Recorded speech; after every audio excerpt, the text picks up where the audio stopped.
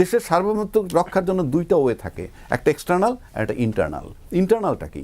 ইন্টারনালটা হলো যে আপনার দেশের জনগণের স্বাধীনতা, তার নির্বাচনী অধিকার, তার ভোটের অধিকার, আয়নাগর থাকবে না, বিনা বিচার হত্যা থাকবে না, এবং 57 জন মিলিটারি অফিসার মারা যাবে না। যেদিন দেশে এই ঘটনাগুলো ঘটে গেছে সেই দিনই কিন্তু দেশের সার্বভৌমত্ব শেষ হয়ে গেছে। একটা স্বাধীন দেশে 57টা সার্ভিং অফিসার মারা যায়, এবং সেটা নিয়ে এই যে আমরা এত আলোচনা করতেছি যে ইউনূস সাহেবের 1.5 বছর, ইয়েস ভালো নয়।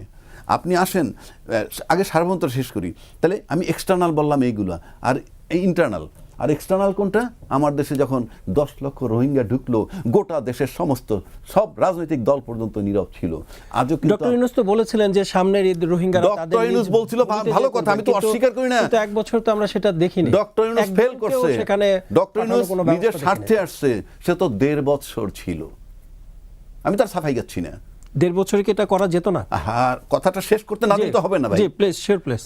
সে পারে নাই, ব্যর্থ, সেজন্য তো চলে গেছে। আমরা ডিপ স্টেটের কথা আনছি, তারা নাকি 29 সাল পর্যন্ত থাকতে পারতো, সে তো চলে গেছে, ব্যর্থ। কিন্তু আমার সার্বভৌমত্বের কথা যখন আসছে, তাহলে আমরা আলাপ করতেছি ইউনূস সাহেবের 1.5 বছর নিয়ে। তার আগের 15 বছরটা কি আমাদের ইতিহাস থেকে মাইনাস হয়ে গেছে? আপনি দেখেন তো সব চ্যানেলে আলাপ হয় কোনটা নিয়ে? ইউনূস সাহেবের 1.5 বছর। অফকোর্স ইউনূস সাহেব আজকে যদি মনে করেন তার অবহেলার কারণে 150 হামের লোক শিশু মারা গেছে, এটা কি আমি মানবো? আমি কি এটা কি সাপোর্ট করব? Of course not. এজন্য তাকে আজকে যদি সেই অজুহাতে আপনি ইউনূস সাহেবের মতো লোকেরা আমরা ধরি, কিভাবে দেখেন ইউনূস সাহেবরা আপনি এই অজুহাতে ধরবেন? আপনি পারবেন না। মানে শেষ করতে দেন না, আমি শেষ করতে না দিলে হবে না তো। আমি আসতেছি তো। আপনি এই যে 150 শিশু মারা গেছে আমি সাপোর্ট করবো? Of course not. কিন্তু 1400 লোক যে মারা গেল সেই চ্যাপ্টারটা ক্লোজ কেন? আমার সেই আলোচনাই নাই। আমার ওই 15 বছরের আলোচনা নাই, আমি 1.5 বছরের আলোচনা করতেছি। আজকে আপনি দেখেন 111-এর লোক গ্রেপ্তার হচ্ছে না?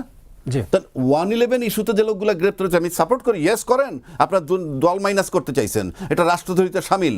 কিন্তু 111 থেকে আজকে যে নতুন সরকার আসলো, তাহলে 111-এর ঘটনা নিয়ে আলোচনা হচ্ছে, 1.5 বছর নিয়ে আলোচনা হচ্ছে, ওই 15 বছর কোথায়? 1400 লোকের মারা যাওয়ার বিচার তো চলছে, কোথায় আলোচনাটা? কোথায় আলোচনা হচ্ছে? কোথায় কি আলোচনা হচ্ছে? আপনি গুম অধ্যাদেশ আপনি বাতিল করে দিলেন, আপনি বলতেছেন বিচারে ঢুকাইছেন। বিচারে কি ঢুকাইছেন? এখানে কি বলা হচ্ছে? আমরা এটাকে আরো সংশোধন করে নিয়ে আসবো, তার মানে এটা বাতিল। 30 দিনের মধ্যে যদি না হয়, আপনি আসেন বিচার বিভাগের যে স্বাধীন বিচারক নিয়োগের যে অধ্যাদেশ বাতিল, মানবাধিকার কমিশন অধ্যাদেশ বাতিল। এই যে বাতিল করে দিলেন, এটা কি রাষ্ট্রের জন্য ক্ষতিকর? আমি চ্যালেঞ্জ করে বলছি রাষ্ট্রের জন্য ক্ষতিকর না। এটা কি দেশের সাধারণ লোকের জন্য ক্ষতিকর? না। এটা কি দেশের জন্য ক্ষতিকর? না। এটা ক্ষতিকর কার জন্য? যারা ভাবেন যে আমি রাষ্ট্র ক্ষমতায় যতক্ষণ আছি, বিচার ব্যবস্থা হোক, দুর্নীতি কমিশন হোক, আমার বিরুদ্ধে স্টেপ নিতে পারবে না, আমার পছন্দ মতো বসাবো, সে কারণে এগুলা বাতিল করা হচ্ছে। আপনি নিজে যদি ট্রান্সপারেন্ট থাকেন, আপনি দেশকে যদি ভালোবাসেন, আমার আইনে তো কিচ্ছু আসে যায় না, কিচ্ছু আসে যায় না আমার আইনে কি আসে যায়? আমি একটু সময় দিতে, আমি তাকে আপনার অনুমতি নিয়ে আমি তাকে 30 সেকেন্ড একটু সময় দিতে চাই। যে আপনি কিছু বলতে চাচ্ছেন? আমি একটু বলতে চাচ্ছি যে রোহিঙ্গার বিষয়টা বললেন না, রোহিঙ্গাটা আমাদের অনেকে আমরা ভুলে গেছি। রোহিঙ্গাদের এনএসএফ সার্টিফাইড স্বজন সিপিবিসি পাইপ ভালো তো লাইফ ভালো আসার ব্যাপারে পুরো দায়টা আমরা সেই সময় আওয়ামী লীগের উপরে চাপিয়ে দিই। কিন্তু আমরা ভুলে যাই যে বাংলাদেশের বিভিন্ন রাজনৈতিক দল একটা দাবি তুলেছিল। 2017 সালের 28 আগস্ট বেগম খালেদা জিয়া তখন লন্ডনে, তিনি সেখানে একটা প্রেস কনফারেন্স করে দাবি করেছিলেন সীমান্ত খুলে দিতে হবে, রোহিঙ্গাদেরকে জায়গা দিতে হবে। রাজনৈতিক দলগুলো এবং আন্তর্জাতিক চাপের কারণে রোহিঙ্গাদেরকে এখানে আসতে দেওয়া হয়েছিল। ওই মুহূর্তে এই যে দাবিটা তোলা, এটা যেমন যৌক্তিক ছিল, বাংলাদেশের ওই ভূমিকাটা মানবিক ছিল। কিন্তু পরবর্তীকালে তাদেরকে ফিরিয়ে দেওয়ার ক্ষেত্রে আওয়ামী লীগের যে ধরনের রোলটা থাকা দরকার ছিল সেটি করেনি। আরেকটা জিনিস বললেন বিচারের ক্ষেত্রে, বিচার তো 1400 লোকের বিচার তো আমরা চাই, কিন্তু বিচার নিয়ে যেভাবে বিচারকে পণ্য বানানো হয়েছে, আপনি হুকুমের আসামি হিসাবে একটা দেশের প্রধানমন্ত্রী অবশ্যই তার রেসপন্সিবিলিটি আছে, স্বরাষ্ট্রমন্ত্রীর রেসপন্সিবিলিটি আছে, কিন্তু আপনি এই গণহত্যার জন্য পুলিশের যিনি প্রধান তাকে আপনি রাজসাক্ষী বানালেন, আর থানার কনস্টেবলকে আপনি আসামি করছেন, ওসিকে আসামি করছেন, এটি নিয়ে কি প্রশ্ন উঠেছে? আমরা প্রশ্ন তুলেছি। একটা ঘটনা, একটা গণহত্যার পর সেই দেশের পুলিশ প্রধান কিভাবে রাজসাক্ষী হয়, কনস্টেবলের ফাঁসি যিনি হয়, নির্দেশ পুলিশ দিয়েছেন তিনি কিভাবে রাজসাক্ষী হয়? সে কিভাবে রাজসাক্ষী হয়? রাজ্জাকি ভাইয়ের কাছে জিজ্ঞেস করি, এই প্রশ্ন কি আপনারা তুলেছেন? হ্যাঁ, আমরা তুলেছি সেই কথা। তাহলে সেটি আমি বলি, এই প্রশ্ন 1400 তুলেছে। কথা বলতে হবে, আমি এটিও বলছি, বলতে এই প্রশ্ন তুলছি, আমি বলছি আপনার সার্বভৌমত্বের প্রশ্নে সার্বভৌমত্বটা আনলাম। যে আপনি যে কোনো ফর্মে, যে কোনো ফর্মে আপনি 10 লাখ রোহিঙ্গা ঢুকিয়ে দিবেন, এটা আমার রাজ্জাকে আমি আপনার কাছে আরেকটি প্রশ্ন রাখতে চাই। বলেন।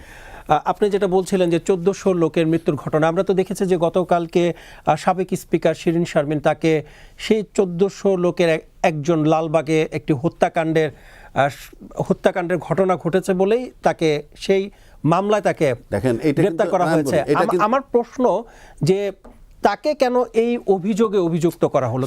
তার বিরুদ্ধে তো অভিযোগ আনা যেত যে তিনি স্পিকার হিসেবে দায়িত্ব পালন করতে সেই জায়গাটা আসি, পারেননি। কেন এটা কিন্তু আবার একটা নতুন সাবজেক্ট আসলো। এতক্ষণ কথা হচ্ছে সার্বভৌমত্ব নিয়ে। যে আপনি যেহেতু একজন আইনজীবী, আমি আপনার কাছে এই বিষয়টা একটু জানতে চাই, বুঝতে চাই। বলি, যেমন ধরেন জেনারেল মাসুদউদ্দিন আহমেদ, তাকে গ্রেফতার করছে কি নিয়ে জানেন? কি বিয়ে? মানব পাচার আইনে, জানেন তো? তো মানব পাচার আইনে তারা আপনি গ্রেফতার করলেন। আচ্ছা, এই যে জেনারেল মাসুদ আহমেদ, ইনি কিন্তু একটা সাধারণ লোক না। আমরা মুখে যত কথাই বলি, উনি একজন জেনারেল ছিলেন, উনি অনেক রোল প্লে করছেন বিভিন্ন সময়, 111-এর সময়ও, এবং উনি একজন এমপিও হয়েছিলেন। দে আর নট সিম্পল ম্যান। এবং এই সিম্পল ম্যানদেরকে এই সমস্ত মামলা আটক করে আপনি রাখতে পারবেন না, জামিন দিতে হবে 2 দিন আগে আর পরে। কারণ আমরা তো কোর্টে কাজ করি, মানব পাচারের মামলা ওইখানে আদালতে বহু আছে, তারা বহু লোক জামিনে আছে। কিন্তু ধরার পর আমাদের কাছে বার্তা আসলো কি? 111-এর কুশীলব। তো 111-এর কুশীলব হিসেবে আপনি তাকে গ্রেফতার করতে পারছেন না কেন? যেমন এরপরে কথা আসছে তারেক রহমান, আজকের প্রধানমন্ত্রী, তাকে নির্যাতন করছে। অফকোর্স আপনাকে ভাবতে হবে যে জিয়াউর রহমানের পরিবার, বঙ্গবন্ধুর পরিবার, এটা কিন্তু বাংলাদেশ সিম্পল একটা পরিবার না রে ভাই। এটা একটা সাধারণ পরিবার না। তারা দেশ চালাইছে, বহুকাল ধরে তারা রাজনীতির ভিতরে আছে, তাদের লক্ষ লক্ষ সমর্থক আছে। সেই লোকগুলাকে যখন নির্যাতন করে কেউ, সেই নির্যাতনের কথা এখন আসতেছে, কিন্তু সেই নির্যাতনের গ্রাউন্ডে তাকে গ্রেফতার করতে পারছি না কেন আমরা? আমার কথাটা আপনি বোঝার চেষ্টা করেন। সেটা আমিও আপনার কাছে এটা জানতে চাই যে গ্রাউন্ডে কেন তাকে আমি তাকে মানব পাচার করে, এরকম মানব পাচার আদম ব্যাপারী যত আছে বাংলাদেশে, সেই স্ট্যাটাসে নিয়ে গেছে। ইনি তো সেই হেভিওয়েট, সেই লোক না এই জেনারেল মাসুদউদ্দিন।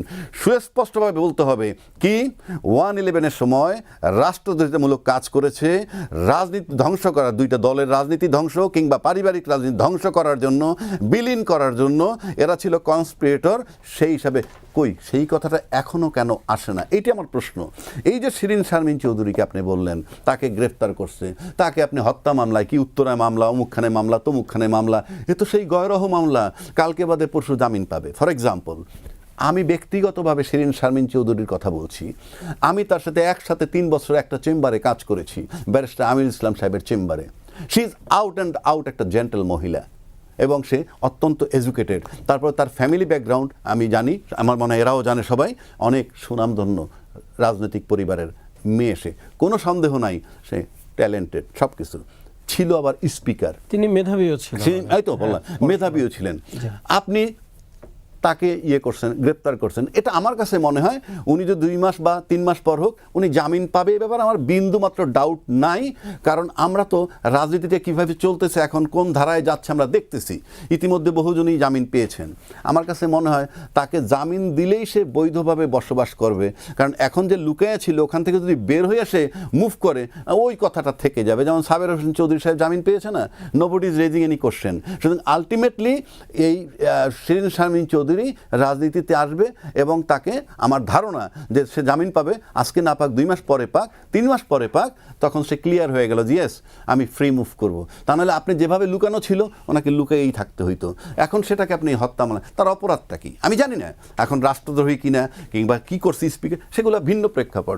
আপনি তো এই লেভেলের মানুষকে, এখন আমি ওই চ্যালেঞ্জও করি না উনি হত্যা করছেন কিনা, হুকুম দিচ্ছেন কিনা সেটা, কিন্তু আমার কাছে মনে হয় আমার রাজনীতি যে চেঞ্জ হতে যাচ্ছে যে ধারায়, তাতে আমার কাছে মনে হয় এই লোকগুলোকে যদি আপনি রাজনীতিতে রাখতে চান ক্লিন ইমেজ হিসেবে, আমরা এর আগে অনেক কথা পাইছি আওয়ামী লীগে ক্লিন ইমেজের লোক খোঁজে, তো এই ক্লিন ইমেজের লোক সে একজন, কোনো সন্দেহ নাই। আমার মনে হয় কয়েকদিন কাস্টডিতে থাকলে পরে তারপর যখন জামিন পাবে তার ফ্রি মুভ করার বৈধতাটা এই সরকারের মাধ্যমে পাবে বলে আমার কাছে মনে হয়।